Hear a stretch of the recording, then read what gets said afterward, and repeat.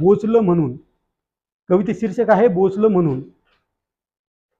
काळ्या ढेकळाचं रान काळ्या डांबराने माखवलं, काळ्या ढेकळाचं रान काळ्या डांबराने माखवलं, आम्ही आडोसा मागत होतो, स्वप्न लवासाचं दाखवलं. आज पोरी बसतात तिथं, काल पाखरं बसत होती.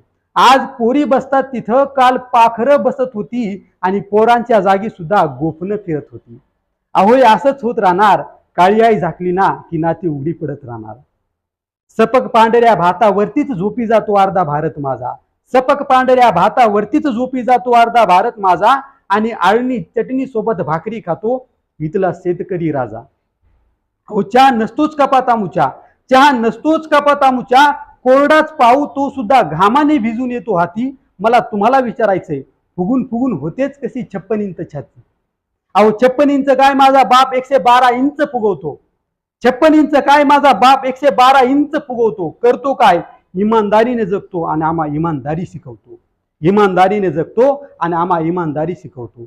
बापाचं आर्थिक बजेट बिघडू नये म्हणून, बापाचं आर्थिक बजेट बिघडू नये म्हणून संपत आलेल्या साबणाची चिपळी नवीन साबणाला चिटकवून वापरणारी ती आमची आईच किती असते साधी. आणि मी चहा विकला असं सांगून लाखोंचा कोट घालतात मोदी. मला सांगा कुठला चहावाला लाखोंचा कोट नेसतो का? आणि विकला असेल चहा म्हणून काय देश विकायचा असतो का? विकला असेल चहा म्हणून काय देश विकायचा असतो का?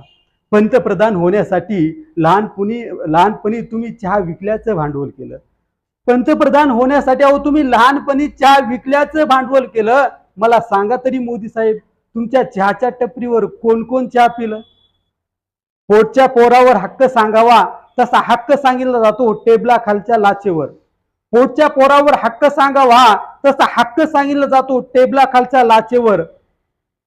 त्यांना काय माहित असतं याच्यासाठी किती भेगा पडतात माझ्या बापाच्या टाचेवर. एक्सप्रेस, मेट्रो, बुलेट ट्रेन हे सगळं बघून भारत विकसित होतोय असं वाटतं वरून. एक्सप्रेस, मेट्रो, बुलेट ट्रेन हे सगळं बघून भारत विकसित होतोय असं वाटतं वरून. पण हा सगळा प्रवास श्रीमंतीचा होतो, गरिबी तशीच राहते माग जनरलचा डब्बा भरून. अहो कोरडा असो की वल्ला तो दुष्काळ सुद्धा बाप फोडतो माझा या पोलादी छाती मधल्या दमावर. अहो कोरडा असो किंवा वल्ला तो दुष्काळ सुद्धा बाप फोडतो माझा पोलादी छाती मधल्या दमावर. पावसावर कुणीही करतं शेती, माझा बाप शेती करतो अंगामधल्या घामावर, माझा बाप शेती करतो अंगामधल्या घामावर. आता तुम्ही जगभर प्रवास करा मोदी, पण रिकाम्या पोटी झोपणाऱ्या अर्ध्या